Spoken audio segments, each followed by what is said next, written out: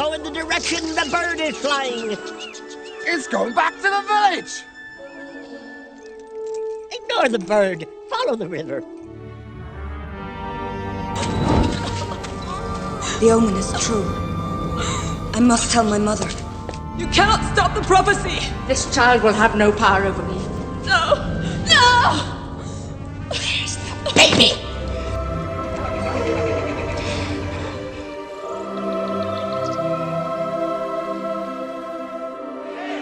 Willow!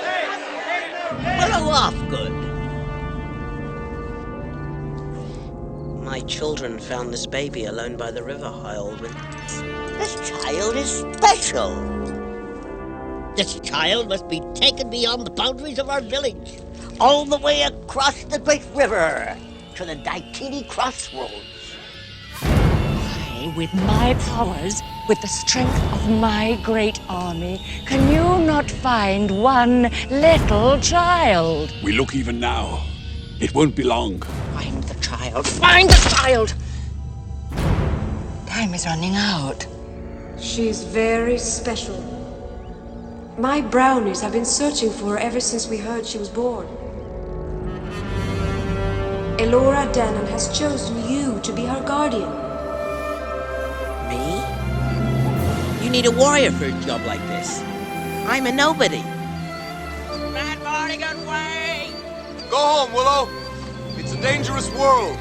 Yeah, and that's why we need your help. My help? Huh. What do you need my help for? You're a sorcerer. You're a great warrior and a swordsman. And you're 10 times bigger than I am, stupid! Willow, we have work to do. Your children will come to remember this day.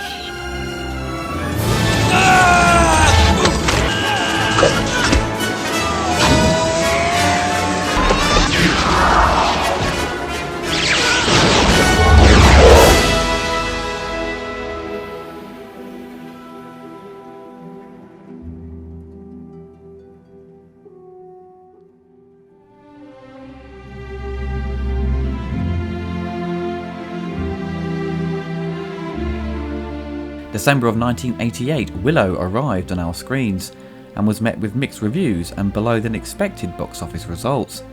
Critics complained of similarities to Star Wars, and even Gene Siskel and Roger Ebert lumped it in their worst movies list of 1988. The movie was produced by George Lucas on a budget of nearly $35 million, half of it out of George's own pocket. It grossed $57 million stateside, but its worldwide profits aren't published. It is a movie that certainly did extremely well on home video, with it gaining a big fan base with children. Reports say it made a good profit, but certainly not as much as they had predicted. Critics cited that they were fed up with the fantasy genre, which kind of oversaturated the market in the 80s, and many of the sword and sorcery films had flopped, and Willow was pretty much the last of the big budget fantasy films produced. The genre pretty much moved its way onto TV throughout the 90s. George Lucas conceived the idea for Willow in the early 70s with the title Munchkins. During the production of Return of the Jedi in 1982, Lucas approached Warwick Davis, who was portraying Wicket the Ewok, about the idea of Willow, but it wasn't until 5 years later he was cast in the role. Director Ron Howard, hot off Splash and Cocoon, was looking for a new project. During post-production of Cocoon at ILM, George Lucas offered him the opportunity to direct Willow. Howard had previously starred in Lucas's American Graffiti, and Lucas felt that he and Howard shared a similar relationship to the one Lucas enjoyed with Steven Spielberg. Howard brought in Bob Dolman to write the screenplay based on Lucas's story. Bob would later write Far and Away for Ron Howard. Bob Dolman joined Howard and Lucas at the Skywalker Ranch for a series of lengthy rewrites and drafts. Pre-production began in late 1986. Various major film studios turned down the chance to distribute and finance the movie down to the failure of many fantasy films such as Krull, Legend, Dragon Slayer and Labyrinth. Lucas took Willow to MGM, which was headed by Alan Ladd Jr. Ladd had greenlit Star Wars for Lucas in the 70s when he was head of Fox. However, in 1986 MGM was facing financial troubles, and major investment into a fantasy film was perceived as a risk. Alan Ladd advanced half the $35 million budget in return for theatrical and television rights, leaving Lucasfilm with home video and paid television rights to offer in exchange for the other half. Once the film went into production, the majority of filming took place at Cannon Films Elstree Studios in England, as well as Wales and New Zealand. The movie has a large cast, but not many well-known actors or big stars. Ron Howard and George Lucas made sure to fit the right actor to the role, instead of just putting big names to a character. Val Kilmer to me seems to be the only big name attached. Warwick Davis plays Willow Ufgood, an inspiring sorcerer who is chosen to protect Elora Danan from the evil Queen Bavmorda. This was the first time he had a lead role and was not being hidden behind a mask, like in his previous portrayal as Wicket in Return of the Jedi and the spin-off Ewok movies Caravan of Courage and Battle for Endor. Val Kilmer stars as Mad Mardigan. Val started out his movie career in the spoof movie Top Secret and recently starred in Top Gun. His character is a rebellious and often big-headed swordsman who joins Willow on his quest. Jean Marsh plays evil Queen Bavmorda, the ruler of the land and mother of Sorsha. Jean was a big TV star in the UK. She also played another evil queen in Return to Oz. Joanne Whaley plays Sorsha, Bavmorda's daughter. Joanne and Val actually fell in love on set and married the year the film came out. They separated and divorced, unfortunately, in 1995. Veteran actress Patricia Hayes stars as Finn Raziel. She is an ageing sorceress who has turned into a possum in her youth, due to a curse by Bavmorda. The always reliable Billy Barty plays the High Aldwin, the Nelwyn wizard who commissions Willow to go on his journey. When I was a kid, I thought I recognised his voice, then it occurred to me it was Gwildor from Masters of the Universe.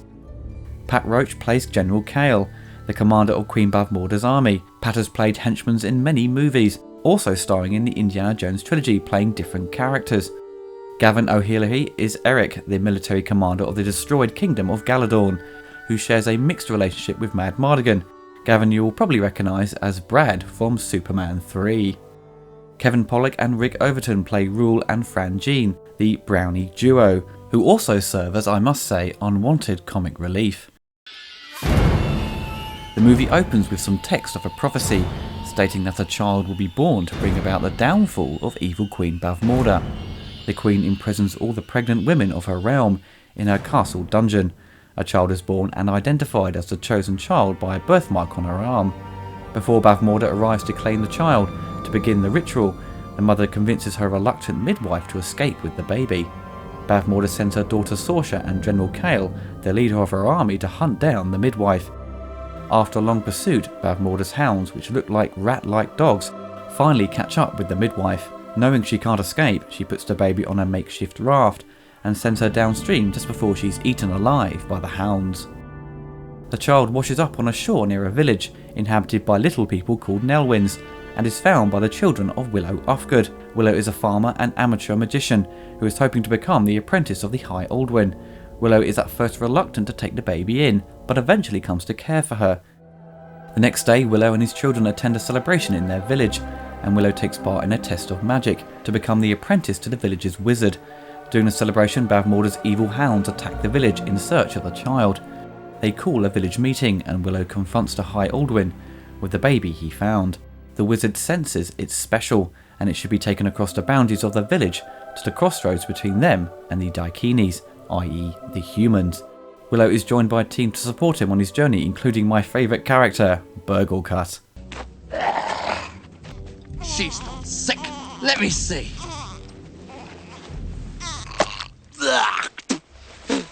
Take her. Oh. I'm gonna... You're gonna what?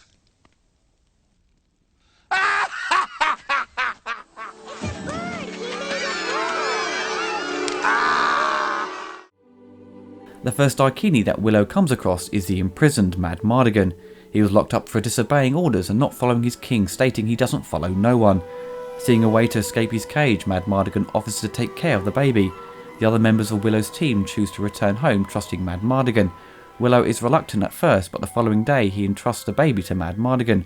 But on his way home, Willow is attacked by a clan of brownies, who have stolen the baby from the rebellious swordsman. Willow is taken to the fairy queen of the forest, Shelindria, who tells him that the baby Elora Danan has chosen Willow to be her guardian. She gives Willow her magic wand and tells him to find the sorceress Finn Raziel, who will help him defeat Bavmorda. Willow is joined by two of her brownies acting as his guides. Along the way they bump into Mad Mardigan again in a local tavern, Saoirse is close by and is closing in on Elora. Mad Mardigan, in fear of his own life, jumps into action and saves Willow and the child. Willow makes it to the lake where Fin Raziel is supposed to be located. In a deleted scene, Willow is warned by a young lad to not enter the lake. As he makes his way across, a giant fish attacks him, which the boy has transformed into. Due to the complex nature of the scene and the mechanical problems with the fish, they left it out, which must have been frustrating for Jack Davies, who was put through 2 weeks of getting soaked. Mad Mardigan heads out on his own. Willow makes it to the island on the river, where he finds out that Raziel has been transformed into a possum by Bavmorda and informs her of the prophecy that has come true. She joins Willow on his journey, and as he makes his way back to the island, Saoirse has captured Mad Mardigan and takes Willow to the Snowy Mountains in preparation to return the child to Queen Bavmorda.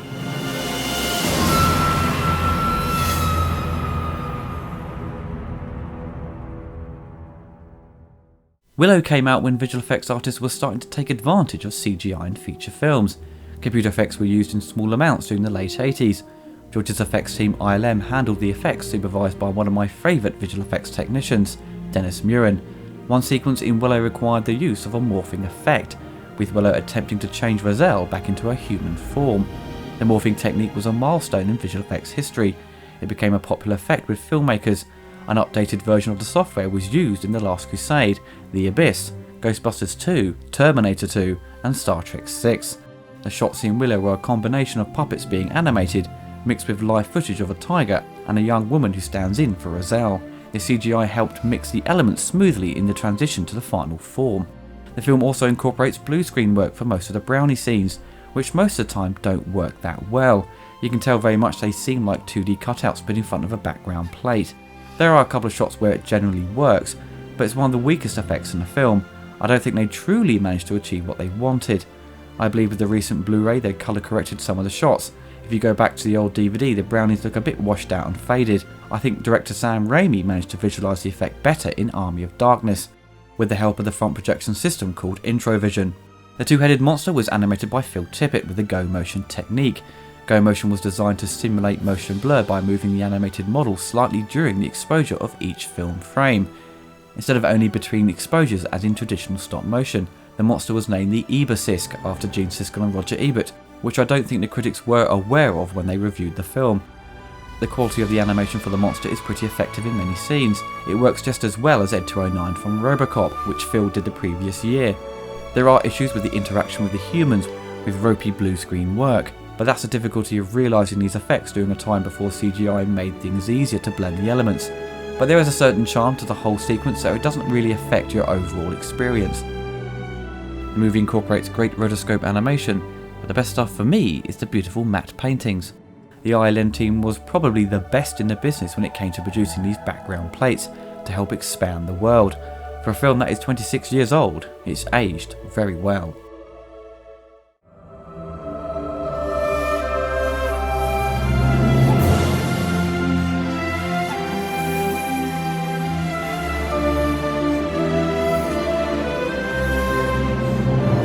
Composer James Horner was pumping out many great scores in the 80s from Star Trek 2 and 3, Krull, Cocoon and Aliens. The score, as soon as it starts, throws you into that world, with it creating this great atmosphere and character to the picture. It complements the visuals and direction so well. The music is full of heart, adventure and magic. The soundtrack release has a running time of roughly 74 minutes, which is a good length, but the strange thing is it consists of only 8 tracks. Now some of the tracks run up to 18 minutes. It's rare to come across a soundtrack where the tracks run over say 8 or 9 minutes. It's not a major issue if it runs longer, but if you like a specific part of the score you'll have to skip through bits to find the cue you want to listen to. Most soundtrack releases break up the music into scenes from the movie, so it's easier to cherry pick the track you want. Currently there is no complete score available, which is surprising considering many of James Horner's scores have been given that treatment. Willow received a few video game tie-ins at the time. Capcom produced an arcade game which was a platformer that gave you the opportunity to play as Willow or Mad Mardigan. Sometimes you can choose which character you want to be, or you have to play as a certain character for a specific level. You can find certain power-ups during the course of the game to make the game a bit easier, but I found the game really hard. I played through the first level a while back and struggled big time to get through it. When you die you have to start at the beginning of the level. It's got great graphics and really captures the spirit of the film. If you are a pro at platform games, then definitely give this a go. The NES version was a totally different experience and focused on an adventure game very much like The Legend of Zelda, and you only play as Willow. It incorporates role-playing elements where you gain experience points as you progress through the game. It takes a few liberties with the license and adds its own characters, but you do meet some from the film. If you are a fan of Zelda, it's certainly worth a look. For the MS-DOS, Amiga, Atari ST and Commodore 64, Mindscape published a Willow game that consisted of loads of minigames centred around a point-and-click interface. You have a scroll narrating the story and the words on the scroll are hyperlinks, triggering the minigames that can be played in any order. The setting of each level and the way to solve it is randomised on each playthrough, and therefore different each time the player starts the game. The graphics aren't too bad but are poorly executed. The game was given mostly negative reviews on release, especially in many Amiga magazines. I'd stick with the arcade version. There has been talk of a sequel for a number of years, and even a TV show, but nothing has ever been officially announced. It's really just rumours that have been circulated. Warwick Davis has already said he would be happy for them to do a follow-up. George Lucas did outline the continuing adventures of Elora Danan in 3 novels that take place 15 years after the first film. It was called the Chronicles of the Shadow War trilogy. George hired comic book writer Chris Claremont to adapt them. The first book, Shadow Moon, was published in 1995, the follow-up Shadow Dawn in 96, and the last book, Shadow Star, in 2000. Willow was a movie I loved as a kid and watched it repeatedly on videotape. It was one of the first films I became aware of with its advertising when it first came out. There was times with Kellogg's Cornflakes and seeing the sticker album on the shelves, which was one of the earliest memories I had of it, with many critics at the time citing it had similar traits to Star Wars with its story structure, and many of the characters being carbon copies. To me, I never saw it as that. As an adult, you can see some similarities. Before the film came out, Ron Howard had said in an issue of Starlog, he was aware of the obvious comparisons, but to me it borrows heavily from Lord of the Rings and say The Hobbit, but also many other fantasy adventures or religious stories, such as Gulliver's Travels and Moses. It takes ideas from other forms of media and mixes it all up to create its own universe and characters. Star Wars did the same but was a bit more subtle about it, and it worked out extremely well. What the film does so successfully is make it appeal to any age range. It's got the romance, humour, action, adventure and the horror elements. I think it really successfully blends it all together. The film is certainly not without its faults though. The pace of the movie has its issues, the script isn't as dense as it should be for a 2-hour running time, many scenes feel a bit dragged out, and it takes a while for it to gain momentum. It definitely needed tightening up with its editing. You do get a great sense that Willow has gone on a big adventure. There is great scope to the world and with the use of many locations, but because a lot of it is taken up with walking to the next location and just being given dumps of expository dialogue or another action sequence, it just needed more meat to its story. It starts out with a bit of text that gives you a little bit of backstory to the Queen Bavmorda, but you just end up wanting to know more and it seems a bit of a cop-out. It doesn't go into great efforts to introduce you to the world or where it's set. From what I've read online, the book adaptation and comics really expand upon the relationship between Bavmorda and Sorsha and the events before the child's birth. It should have started with the opening of a book with a bit of narration just to help visualise the backstory and to really help sell this fantasy adventure. Be great to see a map of the world so you know where Willow lives and where he finally ends up. It helps the audience to get a better sense and geography of the world. Director Peter Jackson really nailed the intro to the Fellowship of the Ring, with the opening prologue making its audience members who aren't familiar with the books to feel comfortable and to know what's going on. The brownies, to be honest, could have been left out of the film. They didn't need to go on the adventure. They struggle to keep up with the humans, barely get involved with the action, because they are usually trying to avoid being stepped on. They are just there to provide more comedy, which isn't needed, because the best comedy comes from the relationship between Willow and Mad Mardigan as you watch them constantly argue. Once Sorsha falls in love with Mad Mardigan, the film kind of forgets about her. She has hardly any more dialogue, she just ends up standing around and only has a bit more screen time at the end when she confronts her mother. In the original cut they had a subplot of Sorsha trying to find her father. I always thought to myself, why isn't he in the film? The character was cut out. He was one of the frozen people in the castle.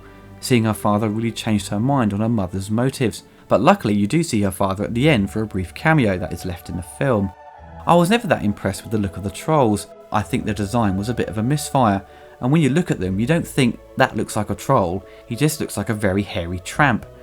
With the photographic look of the film being very muddy and low in primary colours, it has that classic happy ending where the colour design definitely has been pushed to reflect on the defeat of Bavmorda.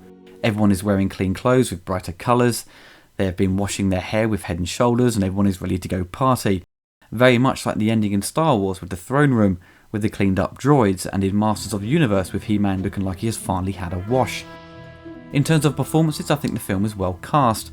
Jack Davies, for the little experience he had on screen, especially with speaking roles, does a really good job. He's 18 years old and on screen for the majority of the film, which puts a lot of pressure on him as an actor who has never been a lead in a movie before. He comes across as very likeable and confident throughout. Val Kilmer is a joy to watch. He provides some hilarious dialogue and has no problem dealing with the action scenes. I just love watching his character make a complete arse of himself as he attempts to save Willow.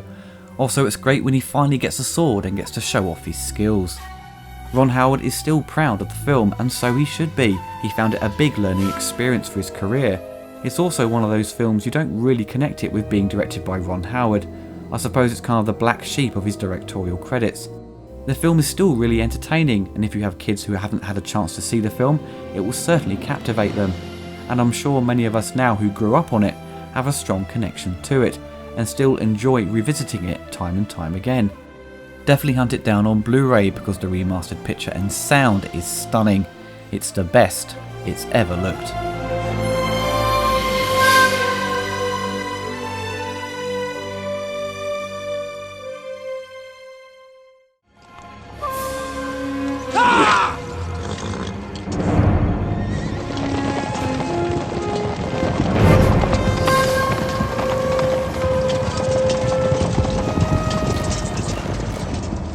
We need towers and a battering ram! Break out the tents! Main camp! We'll assault at first light.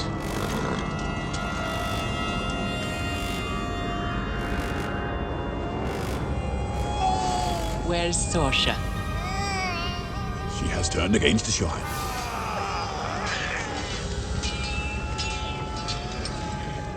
Turned against me. Prepare for the ritual!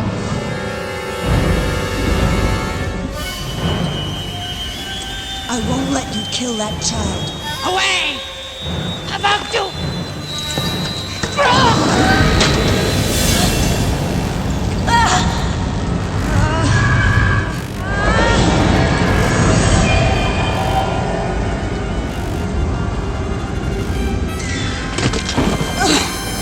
Your powers have gained in strength, Roselle. I have Shalindria's wand. Backwater.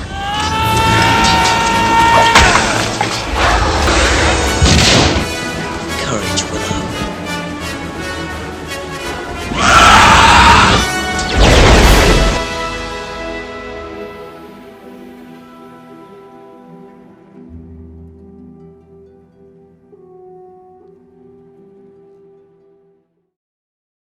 If you enjoyed the video, don't forget to like and subscribe. You can find more retrospective reviews by clicking on these videos. If you want to watch my upcoming reviews early before they go live on YouTube, you can support me through Patreon.